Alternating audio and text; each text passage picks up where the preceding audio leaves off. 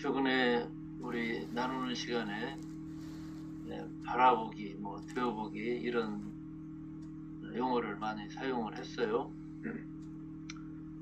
바라보기라고 그러면 사람들은 눈밖에 보여지는 것들에 대해서 바라보기를 생각을 해요. 그러나 진짜 바라보기의 완성은 나를 바라보는 것이고, 나라고 하는 이 몸의 구성이 머리와 가슴과 배로 되어 있단 말이에요. 그 세 개의 나가 이렇게 합쳐진 거예요. 그러나 합쳐진 것처럼 보일 뿐이에요. 이거 왜냐면 따로따로 노니까. 내가 머리로 생각한 대로 행동하고 사는 사람이 많지 않거든요. 거기에 대해서 깨어있는 것이라는 생각을 해보는 사람들도 거의 없어요. 그래서 담배를 끊겠다 해놓고 한 3일 있으면 또 담배 피고 있고, 그때 머리에서는 너 왜 담배 펴? 담배 끊는다고 했잖아. 근데 몸은 또 따로 논단 말이에요. 그러면 가슴은 이 둘 사이에서 어떤 누가 또 나를 보면 어떻게 하나, 그런 복잡한 행복하지 않은 그런 마음들이 가슴에 가득 차 있잖아요. 그래서 내 머릿속에 생각을 바라보고 가슴을 바라보고 내 움직임을 바라보는 것, 이게 바라봄의 이제 어떤 완성의 단계로 가는 거죠. 이 전제가 없이 다른 사람을 보고 판단하는 도구를 뭔가 사용하는 경우들이 있어요. 저는 그게 참 안타깝습니다. 제가 데카그램을 예전에는 강남에서 한 달에 한 번씩도 하고 이럴 때가 있었어요. 근데 그걸 접은 것은 사람들은 자기 자신을 보려고 하지 않고 오히려 자기 자신으로부터 도망치면서 남을 판단하는 도구를 얻으려고 혈안이 되어 있는 것, 써먹으려고 하는 생각을 가지고 공부를 하는 거, 나를 찾아오는 거에 대해서 참 복잡한 생각이 좀 들었어요. 그래서 말을 하기가 싫더라고요. 그래서 사람들은 자기 자신으로부터 도망 다니는 거예요. 그 도망 다니는 가장 좋은 피난처가 종교예요. 그런 사람들이 입으로는 하나님 찾고 예수님 찾고 그러고 있는데, 결국 하나님 예수님을 왜 찾습니까? 경전을 왜 읽어요? 거울 아닙니까 이게? 자기를 보자는 건데 그런 의도 자체가 없는 거, 이게 참 안타깝죠. 제가 아침에 성서 예수에서 사람을 바라본다는 것은 이라는 시를 읽었어요. 그분이 가까운 도시에 가장 좋고 오래된 옛날 무슨 큰 부잣집 있잖아요. 천석군 만석군 하던 사람. 그 집을 내가 볼 때는 그분은 머리에 이기고 있는 것 같아요. 집 얘기 외에는 할 얘기가 없어요. 근데 내가 볼 때 그분은 너무나 놀라운 장점이 많이 있어요. 정말 보물창고 같은 분이다. 그런데 자기 자신을 생각에 참 보물창고를 쓰레기 창고로 만드는 그런 분인 것 같아서 왔다 간 뒤에 참 마음이 시렸어요. 눈물이 올라왔어요. 그래서 그분을 가고 난 뒤에 적은 글입니다. 제가 한번 읽어드릴게요.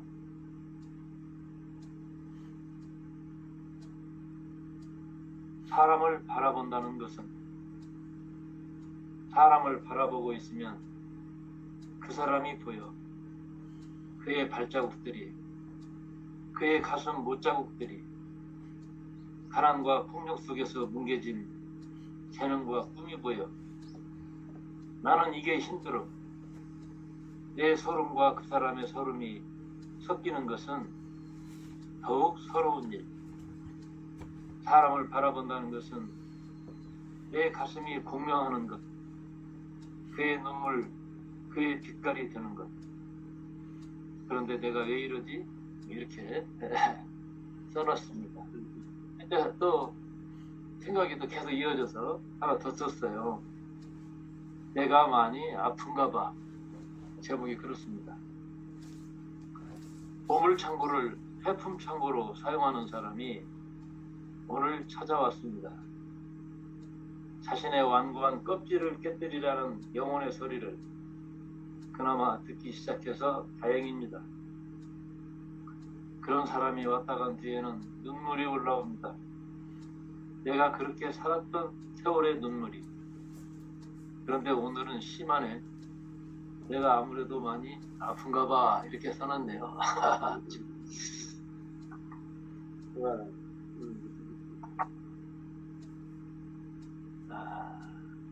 이 사람이 정말 내가 보이면요 눈물 나요. 기도하다가 뭐 눈물이 날 때 어느 때 나냐면 내가 보여서 눈물이 나는 겁니다. 호라지가 보여서.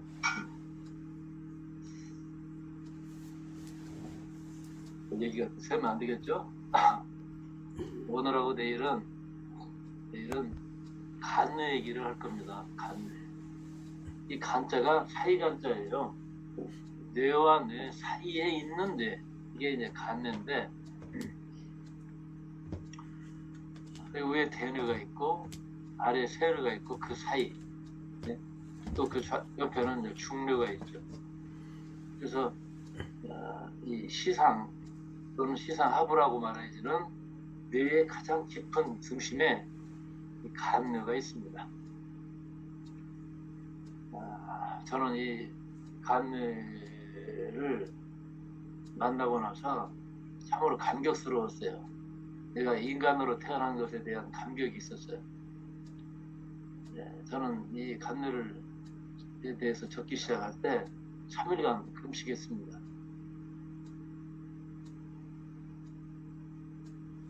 간뇌하고 얘기를 하고 싶었어요. 이 간뇌라고 하는 것은 원초적 생명의식이 작동되는 센터라고 얘기할 수 있어요. 그리고 자율적인 기능을 갖고 있습니다. 예를 들어 졸린다. 잠을 안 자려고 그러고 막 운전하다 특히 잠이 오면 어떻게 해볼 도리가 없이 쏟아질 때가 있잖아요. 이 역할을 뭐가 하냐면 이게 다 간뇌하고 연결이 됩니다. 그래서 대뇌의 지시를 받아서 뭔가 주어진 임무를 수행하기도 하고 또 중추신경에서 전해지는 정보를 취합해가지고 또 대뇌로 전달하는 축구로 보면은 미드필더 역할을 하는 거죠. 이 시신경의 종점, 이게 이제 시상이라고 얘기를 하는데, 후각신경을 제외한 인체의 모든 감각신경을 대뇌로 이제 보내는 그 중간 기착지 역할을 이 간뇌가 하고 있습니다. 그래서 뭐 여러 가지 얘기하고 있는데, 이제 저는 해부학적인 얘기를 좀 자르고, 이 간뇌를 색깔로 말하면 로얄 블루, 간뇌 이 색깔이. 그리고 6차크라 인당 즉 눈썹과 눈썹 사이가 인당인데, 여러분 인당이라는 말이 판소리에 나오거든요. 심청가에. 심청이가 어디에 빠져 죽어요? 인당수에 빠져 죽습니다. 인당수에. 저는 이게 굉장한 상징성이 있다고 생각을 해요. 그러면 인당이라고 하는 자리는 이 6차크라는 뭐냐면, 6차크라가 어떤 생식적인 에너지잖아요. 원초적인 에너지입니다. 본능의 에너지예요. 이 에너지를 상징할 때 뱀으로 상징하기도 합니다. 차크라 뭔가 관련된 자료를 보면 이 뱀이 생육과 번식하는 이 자리에 있는 이 에너지가 6차크라에서 이제 깨어나는 거예요. 이게 용으로 상징을 해요. 용은 새끼를 안 낳습니다. 번식 안 해요. 그래 자식이 없는 거죠. 그러니까 그래서 이때 인간은 직관의 에너지를 사용하게 되는 거죠. 직관력이 살아나는 거예요. 그래서 그 간뇌가 발달한 동물을 코끼리로 이렇게 보거든요. 코끼리는 죽을 때 코끼리 무덤을 찾아가서 죽어요. 그런데 살아있을 때는 그 코끼리 무덤이 어디 있는가를 몰라. 그렇지만 조상 대대로 기억되어 온 어떤 그런 기억을 찾아서 이제 코끼리가 자기 죽을 자리를 찾아가는 거예요. 그래서 코끼리 무덤에 가서 죽는다고 그럽니다. 또 한 번도 가본 적이 없는 물이 있는 자리를 또 찾아가는 거예요.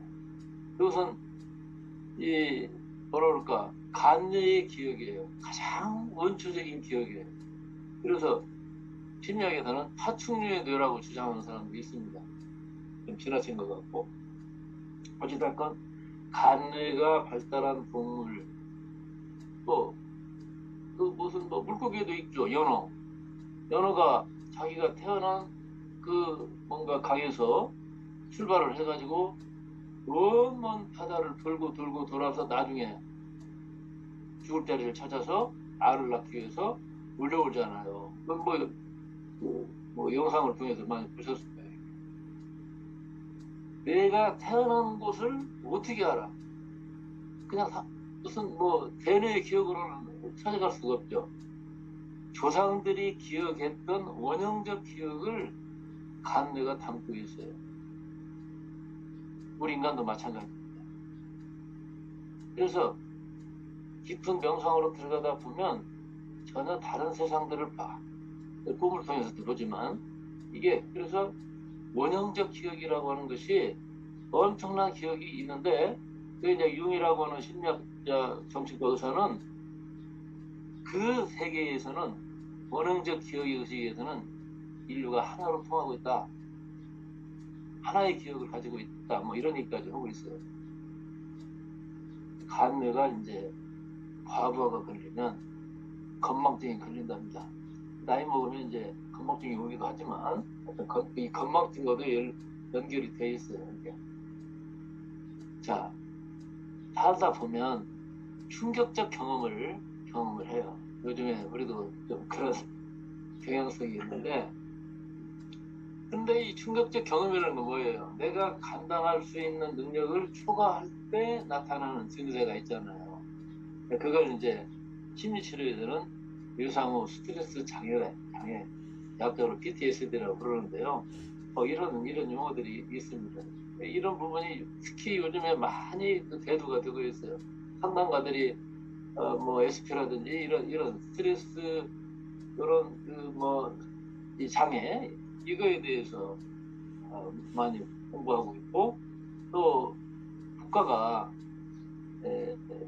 세월호라든지 이런 사건이 난 뒤에 그 관련한 사람들이 그 충격에서 벗어나지 못하는 분들을 위한 치료 시설 조직들이 또 있어요. 네. 그래서 삶 전반에 걸쳐서 뭔가 만성적인 그 불안증에 시달리는, 그 후유증에 시달리는 그런 분들의 치료를 이제 하고 있는데, 그게 이제 간뇌와 연결된 그 주제예요, 이게. 그래서 이 간뇌의 그 어떤 심각한 상처는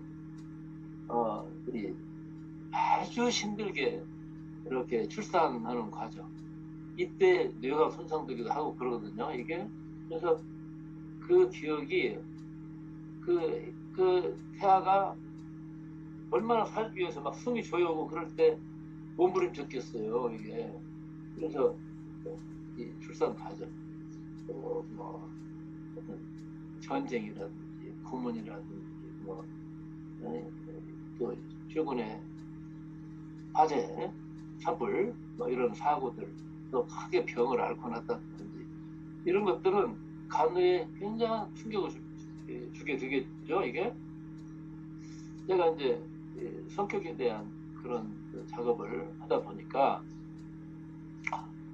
이 사람이 태어나기는 예를 들어 아주 그 무사태평한 이 9번 유형으로 9번 유형이에요. 그런 사람 9번이라고 그래요. 화낼 때 모르고 싶어도 자꾸 분들이 계시잖아요. 근데 굉장히 그 뭐라 그럴까 방어적이고 뭐 등산도 뭐 자기는 않는다 뭐 그런 사람이 있더라고요. 그래서 물어봤더니 그 초등학교 저학년 때 산에서 넘어져가지고 바위에 이렇게 넘어져서 앞니가 다 나갔어. 예. 그러니까 산 하면 안 가. 예? 또 내가 넘어져가지고 뭐 이빨 다 나가는 그런 그 일들이 생기지 않을까 하는 것이 아예 각인이 되어 있어요. 그래서 굉장히 소심한 사람이 됐어요. 아주 예민해요. 이게. 그래서 어린 시절의 심각한 이 트라우마는 당사자의 고유한 성격 유형조차 헷갈리게 할 만큼 영향력을 주는구나. 이런 사례들을 또 많이 봤죠. 그게. 그래서 아이들의 거의 한 5에서 10% 정도는 한 차례 이상 이상으로 스트레스 장애를 겪는다. 통계가 하면 그런 얘기도 있어요. 그러니까 그 트라우마라고 하는 건 뭐겠어요? 내가 상처받았던, 고통을 받았던 그 이미지, 뭔가 그런 어떤 그 지각을 일으키게 하는 경험의 순간으로 딱 보면 옛날 그 경험으로 돌아가 버리는 거예요. 제 경험이죠. 그래서 그 사건이 계속해서 반복되는 것처럼 방어적으로 행동하거나 느끼는 그런 상태. 이게 이제 트라우마죠, 이게. 그래서 어린 시절에 과다한 충격을 받는 사람들은 그것이 기억이 간뇌까지 들어가 버리면 평생 경험으로 그렇게 되거든요. 그러니까 그런 것들은 좀 치유를 해줄 필요가 있습니다. 방법이 없는 게 아니에요. 다 있어요. 네. 그래서 어찌됐건 이런 문제들이 우리 사회에 크게 많은 사람들에게 미치고 있다. 어떤 분은 그런 다짐을 많이 하는 분들도 있어요. 실수를 계속 반복을 해. 그러면 난 절대로 다시는 안 할 거야. 이렇게 다짐을 하는데 그 다짐이라는 건 뭐냐면 내 자신 안에 있는 그 아픈 기억을 지워버리고 싶다 하는 의식의 반영이겠죠. 그런데 내가 다짐한다고 해서 그게 사라지는 것도 아니거든요. 이게 중요한 것은 기억이 문제가 되지는 않아요. 제가 볼 때 그 기억과 함께 들어갔던 심리적인 요인들, 감정적인 요인들 이런 것들이거든요. 그러니까 감정을 내보내는 작업이 굉장히 중요한 거예요. 이게 어느 때 문득 운전을 그거 하는데 옛날에 내가 그때 먹은 사람이 생각이 나서 아 자식 근데 그때 그 10년도 더 넘는 그런 일인데 문득 올라올 때가 있단 말이에요. 내 무의식 안에 잠겨진 그 기억이 올라올 때 저는 얼른 이 손을 딱 모아갖고 돌린 다음에 이렇게 이제 뭐 전신주에서 전신주 따라가잖아. 바위 네가 가져. 이렇게 해서 어느 막 내보내요. 이게 눈 뜨고 들어온 기억은 눈 뜨고 내보내야 돼요. 눈을 감고 내가 이렇게 뭐 어쩌고 하는 것은 다 그게 별로 의미가 없더라고요. 눈 뜨고 내보내. 그러면 처음에는 내보내기 어려운 그런 깊은 것들이 있어요. 그러나 그런 것들을 자꾸 내보내기 시작하면 5번만 넘어가면 떠오르지도 않아요. 왜? 벌써 정리가 된 거야 이게 내 안에서. 그래서 밖으로 내보내는 거. 여러분들 한번 활용을 해보시기를 바랍니다. 그래서 기억은 뭐 그냥 그 기억일 뿐인데 기억과 함께 들어갔던 감정에 대해서는 여러분들이 자기 정화를 그때그때 해야 돼요. 그렇지. 그리고 작업을 안 하면 또 속으로 다시 들어가고 또 나오고 그럴 거예요. 네. 계속해서 자기 작업을 할 필요가 있다. 자, 간뇌 안에 이 저장된 상처받은 그런 기억, 즉 트라우마는 내가 더 깊은 의식의 작업으로 들어가는 데 있어서 방해를 해요. 이게 아주 끈질기게 방어를 합니다. 그래서 그 치유 작업이 필요한 거죠. 예. 어떤 분들은 이렇게 수련하면서 명상을 하다가 막 기함한다고 그러죠. 거의 졸도 수준으로 실제 또 졸도를 하는 사람도 있어요. 예. 두 가지 패턴인데 예를 들어 어떤 분은 그래서 물어보죠. 그 순간 뭐가 떠올랐냐? 흐물흐물한 뭔가가 이렇게 떠올랐다고. 그 사람은 낙태를 경험한 사람입니다. 그러니까 우리가 명상하면 깊이 들어가잖아요. 그럼 무의식을 뚫고 들어갈 때 그 무의식 속에 내가 억압하고 눌러왔던 그 기억이 떠올라 버리는 거예요. 여러 가지로 떠오릅니다. 근데 낙태의 문제가 이렇게 인간 안에 정치적으로 깊이 반대까지 충격을 주는구나. 하여튼 그런 분도 있고 나머지 얘기는 제가 하겠습니다. 그 감정이 정화되면요 일단 그것은 상처가 되지는 않아요. 오히려 내가 성장해 가는 데 있어서 중요한 징검들이 될 수 있어요. 내 상처도 은혜가 되고 복이 될 수가 있습니다. 오히려 지금의 내가 되게 하는 데 있어서 참으로 그 사건이 없었더라면 내가 큰 이 고비를 넘어갈 수 없었더라면 내가 나가 앉아 있을 텐데 그때 과거의 모든 것들이 내 아픔들이 은혜가 되는 거죠. 그래서 하늘은 그런 방식으로 선물을 줘요. 그러니까 내가 지금 나비가 됐다면 애벌레 때 똥통 속에 있었던 것들이 다 은혜가 되는 거예요. 그게 없었으면 어떻게 내가 겪겠어요. 그래서 드라마의 메인 사람을 보면 자기 꼬리를 잡으려고 열심히 막 도는 고양이 같은 그런 방식의 의식이에요.